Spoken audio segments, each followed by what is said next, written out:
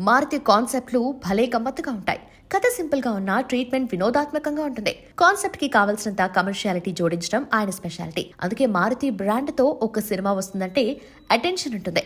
ఇప్పుడు ఆయన పర్యవేక్షణలో వచ్చిన సినిమా భలే ఉన్నాడే. ఈ సినిమాకి ప్రెజెంటర్ గా ఉండటంతో పాటు స్టోరీ ఐడియా ఆయనదే.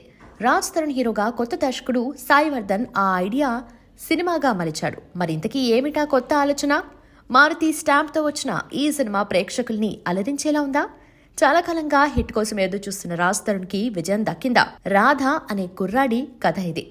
ఇంటి పని వంట పని చాలా చురుగ్గా చేసే రాధ అమ్మాయిలకు మాత్రం ఆమెడ దూరం ఉంటుంటాడు. రాధ వంటకాలు నచ్చి చూడకుండానే ప్రేమిస్తుంది కృష్ణ అనే అమ్మాయి. కాకపోతే తన ఫిజికల్గా దూరం ఉంచుతున్న రాధ ప్రవర్తనలో కొంచెం తేడా ఉందని గమనిస్తుంది కృష్ణ. అసలు రాధ ఎందుకు అలా ప్రవర్తిస్తున్నాడు? రాధ నిజంగానే తేడానా? ఈ విషయాలు కృష్ణ ఎలా తెలుసుకుంది? ఇద్దరూ పెళ్లి చేసుకున్నారా లేదా అనేది మిగిలిన కథ.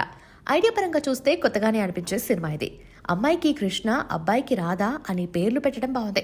ఆ రెండు పాత్రల్ని తీర్చిదిద్దిన విధానం నచ్చుతుంది. అయితే ఈ ఐడియాని సినిమాగా తీర్చిదిద్దే తెలివితేటలు కొత్త దర్శకుడి దగ్గర లేకపోయాయి. కథ కథనాల్లో వేగం లేకపోగా మనస్ఫూర్తిగా నవ్వుకునేలా ఒక్క సీన్ కూడా డిజైన్ చేయలేకపోయాడు దర్శకుడు. దానికి తోడు కొన్ని వెకిలి సన్నివేశాలు మరింత ఇబ్బంది పెడుతుంటాయి. కథలో కాన్ఫ్లిక్ట్ ఏంటో ప్రేక్షకుడికి చెప్పడానికే చాలా సన్నివేశాలు సాగదీశారు. ఆ సంఘర్షణ కూడా బలంగా లేదు. హీరో క్యారెక్టర్ని చాలా తప్పుడు దారిలో నడిపారు. లంచ్ బాక్స్ లవ్ స్టోరీ ప్రేక్షకుల సహనానికి పరీక్షలా ఉంటుంది.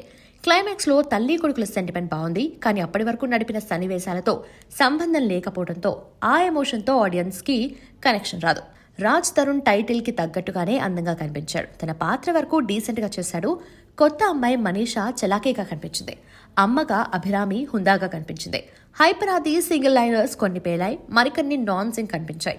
నిర్మాణ విలువలు కథకు తగ్గట్టుగా ఉన్నాయి. చాలా రోజులుగా హిట్ కోసం ఎదురు చూస్తున్నాడు రాజ్ తరుణ్. తన ఎదురు చూపుల్ని ఈ సినిమా ఇంకా పొడిగించింది.